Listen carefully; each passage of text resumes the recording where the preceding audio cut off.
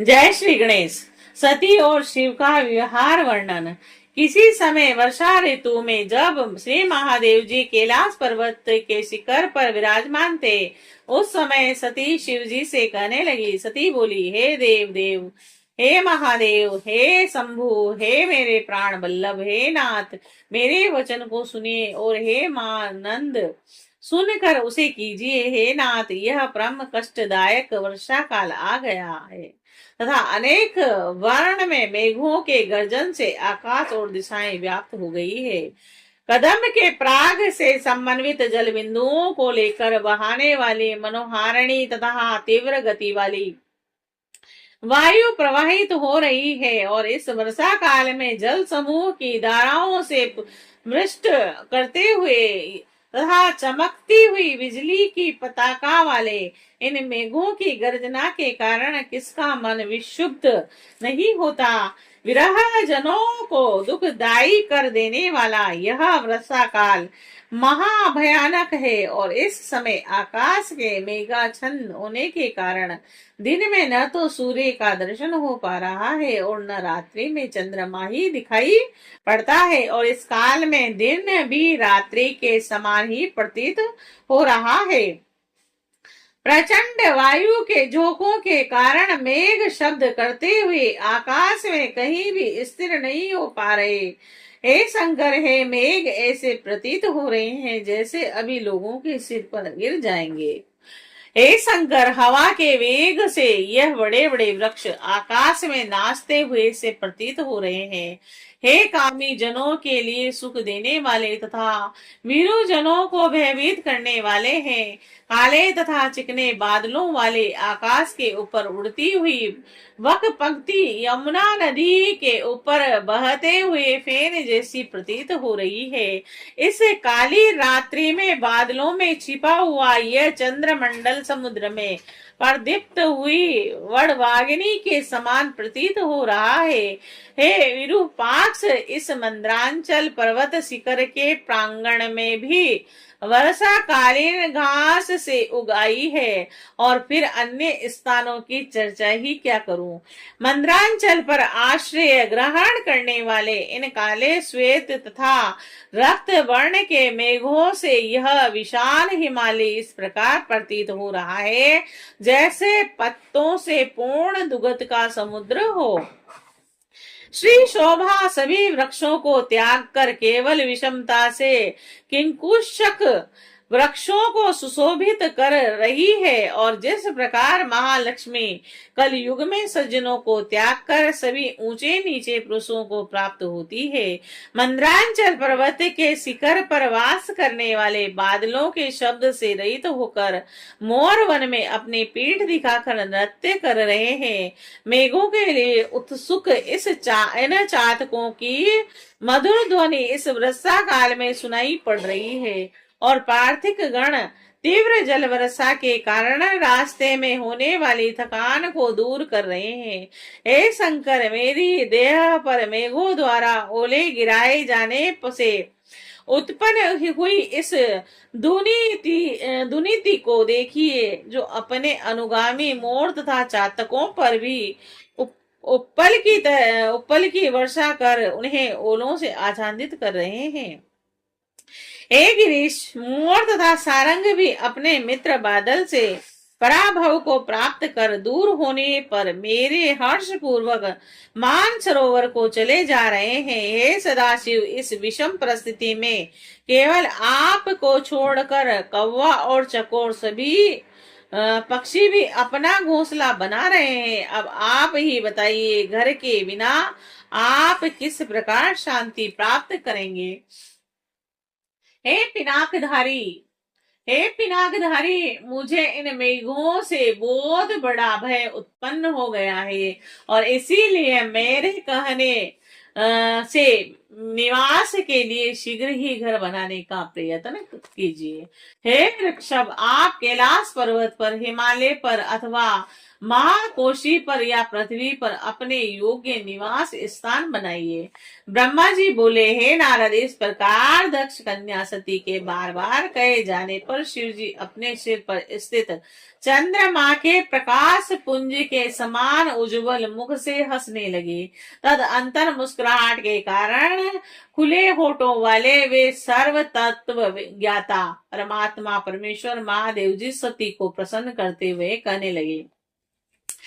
ईश्वर बोले, हे मनोहरे, हे मेरी प्रिय, तुम्हारी प्रीति के लिए मैं तुम्हारे रहने योग्य निवास स्थान उस जगह पर बना दूंगा जहां मेघ कभी भी नहीं जा सकेंगे।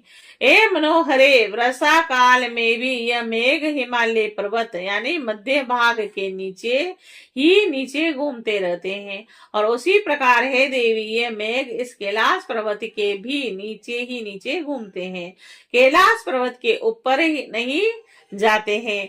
पुष्कर आवृत तक आदि मेघ भी जम्बू के मूल भाग तक ही रह जाते हैं, और यह जम्बू के ऊपर रहने वाले सिमेरु पर्वत के शिखर पर नहीं जाते हैं। हे प्रिय, इस वर्णित पर्वत में जिस पर्वत पर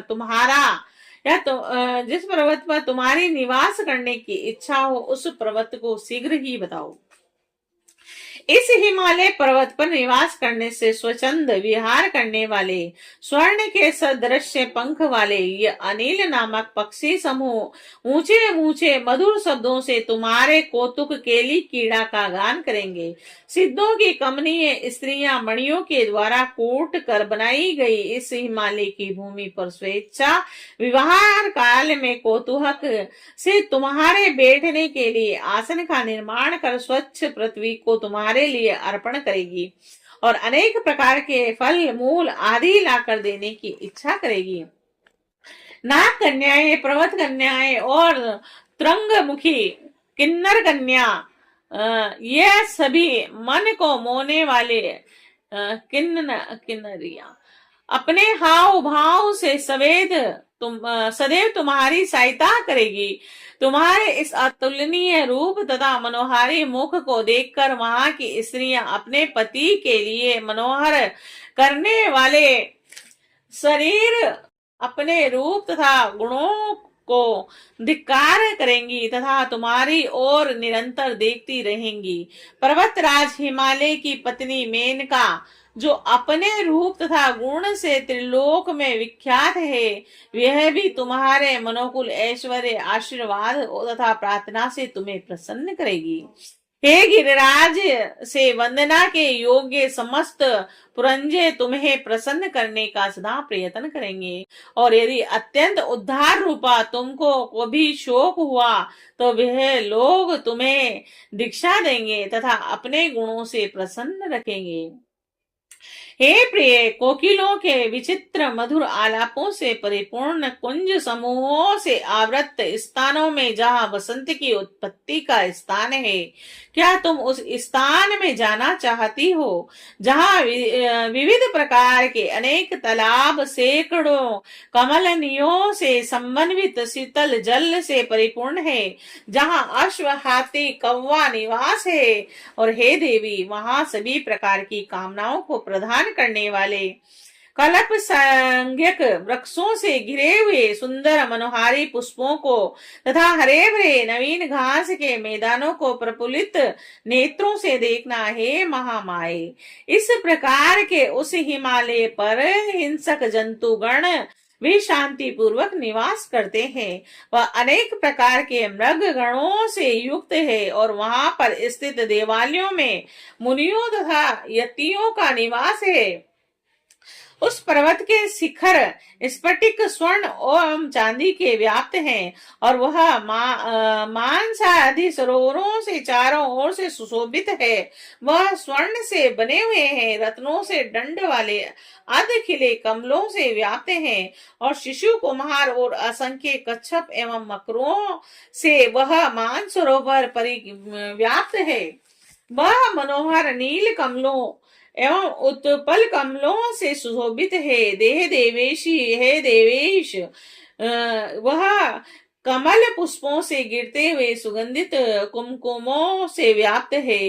गंधों से समन्वित स्वच्छ जलों से वह मानसरोवर पूर्ण है। मानसरोवरों का तट ऊंचे हरे भरे ऊंचे एवं नवीन घास वाले भूमि भाग से सुशोभित है। वहां के शाखोट के वृक्ष इस प्रकार प्रतीत हो रहे हैं जैसे अपनी शाखा को हिलाकर नृत्य कर रहे हो। अपनी इच्छा के अनुसार अनेक प्रकार के रूप धारण करने वाले देवताओं, सारसों एवं मत वाले चक्रवाकों से मानसरोवर शोभित हो रहा है। परम आनंद को प्रदान करने वाले भोरों के मधुर शब्दों से गुंजित वह मानसरोवर महान उद्दीपन करने वाला है। और मेरु पर्वत के ऊपर शिखर पर इंद्र, कुबेर, यम, वरुण, अग्नि और निरत्ति, वायु और ईशान की पुरियां हैं। और जहां देवताओं का निवास स्थान है, रंभा, सची और मेनका अप्सराओं से वह मेरु शिखर सुशोभित है। हे देवी, क्या तुम उन समस्त पर्वतों के राजा तथा पृथ्वी के सारभूत महारम्य सुमेरु पर्वत पर विहार करना चाहती हो? वहां निवास करने से सखियों एवं अप्सराओं सहित सची देवी तुम्हारी उचित सहायता करेगी। अथवा तुम मेरे आश्रयभूत कैलाश पर जो पर्वतेंद्र है के नाम से विख्यात है, उस पर निवास करना चाहती हो, जहां पर कुबेर की अलकापुरी है, जहां गंगा की जलधारा बह रही है, जो स्वयं चंद्रपूर्ण के समान समुज्ज्वल है, और जिस कैलाश की कंदराओं तथा शिखरों पर ब्रह्म कन्याएं मनोहर गान करती हैं। वह कैलाश अनेक प्रकार के मृग गणों के समूह से युक्त सैकड़ों कमलों से परिपूर्ण एवं सुमेरु पर्वत की अपेक्षा समस्त गुणों से युक्त तथा सुंदर है। हे देवी, इन स्थान में जहां कहीं भी तुम्हारी रहने की इच्छा हो, उस स्थान को शीघ्र मुझे बताओ। मैं वहां पर तुम्हारे निवास का निर्माण करूंगा। ब्रह्मा जी बोले। शंकर के इस प्रकार कहने पर सती देवी अपने निवास भूत स्थान का लक्षण इस प्रकार करने लगी। सती बोली, हे देव, मैं आपके साथ इस पर्वतराज हिमालय पर ही निवास करना चाहती हूँ। आप इसी पर्वत पर शीघ्रता पूर्वक निवास स्थान का निर्माण कीजिए। ब्रह्मा जी बोले। सती द्वारा इस प्रकार कहे जाने पर शंकर जी अत्यधिक मोहित हो गए और सती को साथ लेकर हिमालय पर्वत के ऊंचे शिखर पर चले गए और सिद्धांग नावों से युक्त, पक्षियों से सर्वथा अगम्य, अनेक छोटी छोटी बावलियों से युक्त, विचित्र कमलों से चित्रित और प्रातः कालीन सूर्य के समान सुशोभित उस शिखर पर शिवजी सती देवी के साथ चले गए। और वह स्फटिक मणि के समान सुउज्ज्वल हरे भरे वृक्षों से तथा घासों से परिपूर्ण विचित्र पुष्पों वाली बावलियों से युक्त था। और उस शिखर के वृक्षों की शाखाओं का अग्रभाग विकसित पुष्पों से शोभित था। भोरे गुंजार कर रहे थे। वह नील एवं अनेक वर्ण के कमलों से परिव्याप्त था और चक्रवाक, कदम्बक, हंस, शुक, सारस और नीली गर्दन वाले कोच पक्षियों के शब्दों से वह शिखर शब्दायमान हो रहा था। और उस शिखर पर पुष्प कोकिल मनोहर शब्द कर रहे थे। वह अनेक प्रकार के गणों, किन्नरियों और सिद्धों, अप्सराओं तथा गुहकों से सेवित था। विद्याधारियां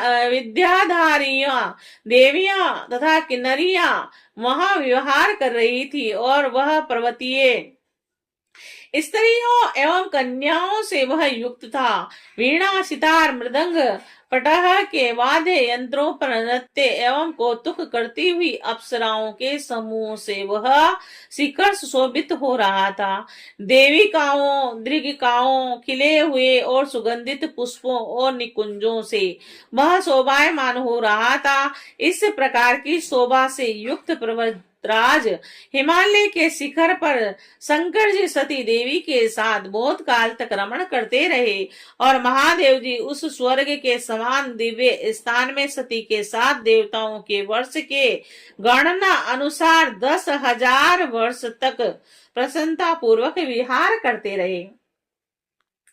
वे कभी उस स्थान को छोड़कर सती के साथ किसी दूसरे स्थान पर चले जाते थे और कभी देवी देवताओं में से व्याप्त मेरु शिखर पर चले जाते थे और इस पृथ्वी तल के अनेक प्रकार के द्वीपों, उद्यानों एवं वनों में जाकर पुनः वहां आकर सती के साथ रमण करने लगते थे और शिव जी का मन यज्ञ, ब्रह्म और समाधि में नहीं लगता था।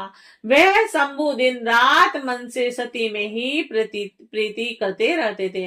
इस प्रकार सती भी निरंतर महादेव जी के मुख का अवलोकन करती रहती थी और शिव जी भी सती के मुख को देखते रहते थे।